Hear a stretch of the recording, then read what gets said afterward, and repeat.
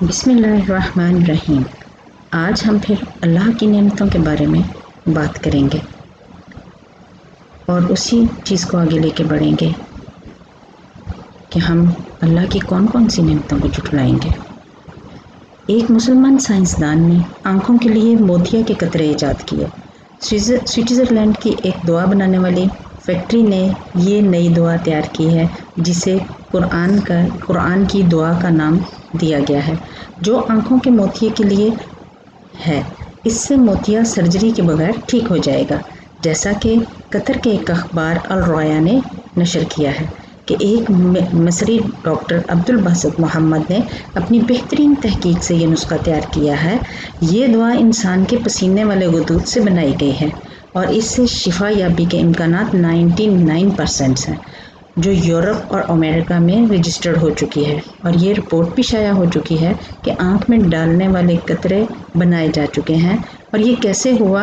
اس کے لیے ایک بہت ہی خوبصورت واقعہ ہوا جس سے ڈاکٹر صاحب کے اندر ایک طوفان برپا کر دیا اور اتنا بڑا جذبہ پیدا ہوا۔ ڈاکٹر صاحب کہتے ہیں کہ ایک صبح میں سورہ یوسف پڑھ رہا تھا اور میری توجہ آیت نمبر 84 اور اس کے بعد کی آیت کی طرف مبذول ہو گئی کہ حضرت یعقوب علیہ السلام اپنے بیٹے حضرت یوسف علیہ السلام کے غم میں رو رو کر آنکھیں ضائع کر لیں اور آنکھیں بالکل سفید ہو گئی، ان میں موتیا اتر آیا اور نظر ختم ہو گئی۔ اور جب سیدنا یوسف علیہ السلام کا کرتا ان کی آنکھوں کو لگایا گیا تو ان کی آنکھیں واپس ٹھیک ہو گئیں، ان کا موتیا ٹھیک ہو گیا اور نظر واپس آ گئی۔ یہاں آ کر میرا دماغ روشن ہوا تو میں نے سوچنا شروع کر دیا کہ سیدنا یوسف علیہ السلام کے کرتے میں کیا ایسی چیز ہو سکتی ہے جس نے ان کی آنکھوں کو ٹھیک کیا، کیونکہ قرآن میں اللہ فرماتا ہے کہ غور کرنے والوں کے لیے بہت ساری نشانیاں ہیں۔ موتیا کیسے ٹھیک ہو گیا؟ کون سی چیز ہو سکتی ہے جس سے اللہ کے حکم سے فائدہ ہوا؟ اور آخر کار میں اس نتیجے پر پہنچا کہ پسینہ کے علاوہ اور کوئی چیز نہیں ہو سکتی۔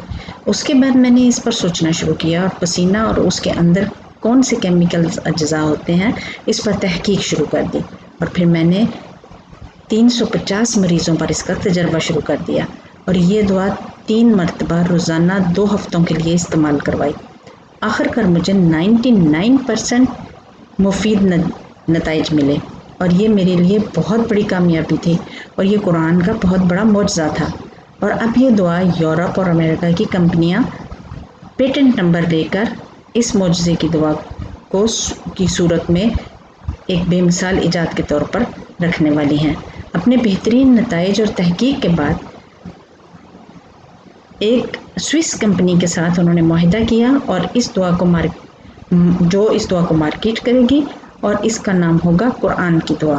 اللہ تعالیٰ فرماتا ہے، جب ہم نے قرآن کو زمین پر بھیجا جو کہ شفا ہے اور رحمت ہے مگر جو اس پر یقین رکھتے ہیں۔ قرآن کو نازل ہوئے 1442 سال ہو گئے ہیں اور سیدنا یعقوب علیہ السلام کے زمانے کو ہزاروں سال، مگر آج بھی اگر قرآن کو آنکھیں کھول کر پڑھا جائے تو ڈھونڈنے والوں کے لیے ہزاروں نشانیاں نئے دور کے تقاضوں کے تحت ایجادات موجود ہیں۔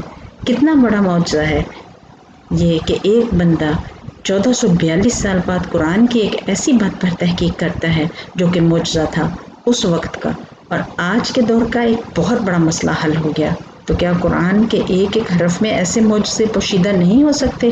بے شک آج کے دور کی ضروریات کے مطابق بھی اس میں معجزے موجود ہیں، مگر کیا ہم اس درجے تک گہرائی میں پڑھتے ہیں قرآن کو یا سمجھتے ہیں؟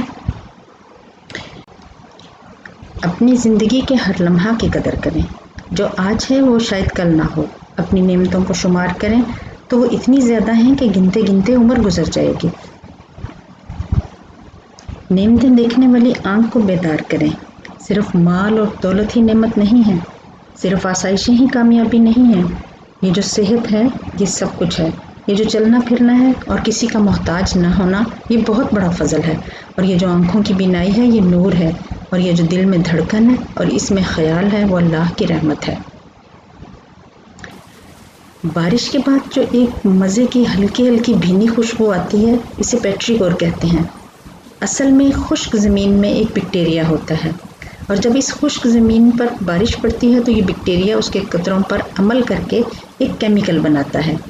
اس کیمیکل کا فارمولہ C12H220 ہے، اور جب یہ کیمیکل ہماری ناک میں پہنچتا ہے تو دماغ کو بہت اچھا لگتا ہے اور یہ خوشبو ایک دم موڈ خوش کر دیتی ہے۔ یوں سمجھ لیں کہ رب تعالیٰ نے انسان کا موڈ خوشگوار کرنے کے لیے اس ننھی سی مخلوق کو یہ کام سونپ رکھا ہے۔ اس خوشبو کو فروٹی فلائی بھی محسوس کرتی ہے۔ اور تم اپنے رب کی کون کون سی نعمتوں کو جھٹلاؤ گے؟